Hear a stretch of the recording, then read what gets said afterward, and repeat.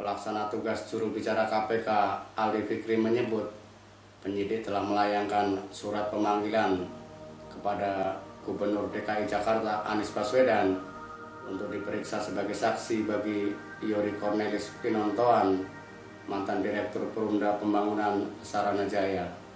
KPK juga memanggil Ketua DPRD DKI Jakarta Prasetyo Edy Marsudi. Seperti diketahui, Youri adalah tersangka kasus pengadaan lahan Munjul, Pondok Rangon, Jakarta Timur. Tersangka lainnya adalah Direktur PT Aldira Berkah Abadi Makmur, Rudi Hartono Iskandar, Direktur PT Adonara Propetindo, Tommy Adrian, dan Wakil Direktur PT Adonara Propetindo, Anya Runtuweni. Sebelumnya, Ketua KPK Firly Bahuri mengatakan membutuhkan keterangan baik dari Pemprov maupun DPRD DKI.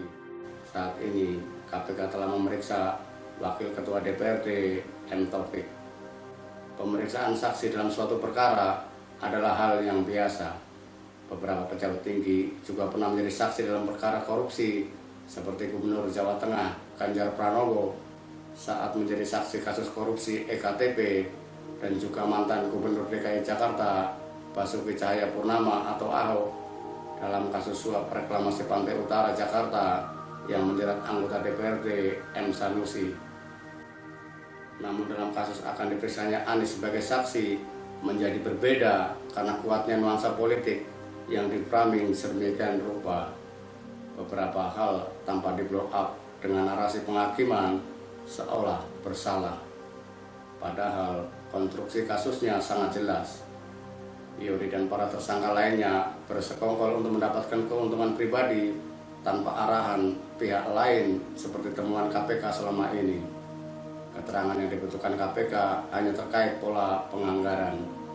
Oleh karenanya, yang dimintai keterangan sebagai saksi adalah Pemprov dan DPRD sebagai pihak yang membahas dan mengesahkan suatu anggaran. Pengesahan anggaran dari RAPBD menjadi APBD bersifat kebijakan, sedang perbuatan yang disangkakan kepada Youri dan teman-temannya merupakan persekongkolan untuk menyelewengkan anggaran. Jadi ini dua hal yang berbeda. Sebagai contoh, ketika terjadi korupsi bantuan sosial atau bansos di Kementerian Sosial yang dananya bersumber dari APBN, apakah pihak-pihak yang mengesahkan APBN dimintai ikut bertanggung jawab? Tentu tidak, karena pembahasan dan pengesahan APBN adalah kebijakan, keputusan politik antara eksekutif dan legislatif sebagaimana diamanatkan undang-undang. Ingat, kebijakan tidak dapat diadili. Berdasarkan Undang-Undang Nomor 30 Tahun 2014 tentang administrasi pemerintahan, seorang pejabat negara bisa melakukan diskresi atau mengambil suatu kebijakan. Bahkan apabila di kemudian hari kebijakan yang diambil dianggap merugikan keuangan negara, hal tersebut bukan merupakan tindak pidana. Dalam kasus pembelian lahan Munjul sesuai konstruksi yang dijelaskan KPK, terungkap Youri sebagai Dirut Perumda Pembangunan Saranajaya memiliki tugas untuk pengadaan lahan selain bidang properti dan bangunan.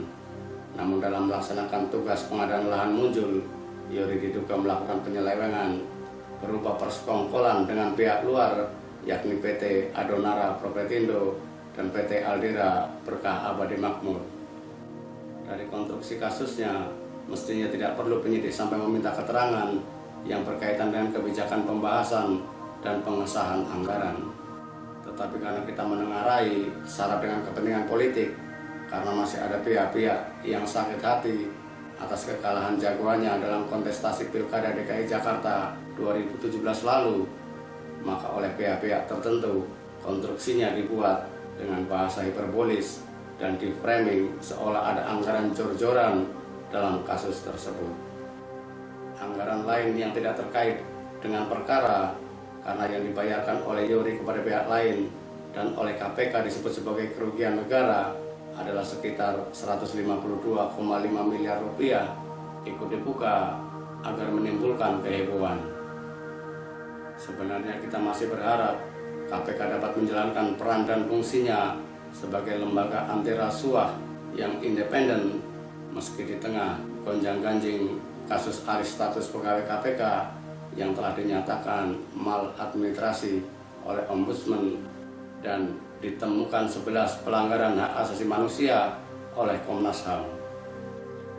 Sayangnya, harapan itu semakin pudar di era kepemimpinan sekarang. Apa yang dapat kita harapkan dari suatu lembaga yang pimpinannya terbukti melanggar kode etik? Bukankah sapu yang kotor tidak dapat membersihkan lantai?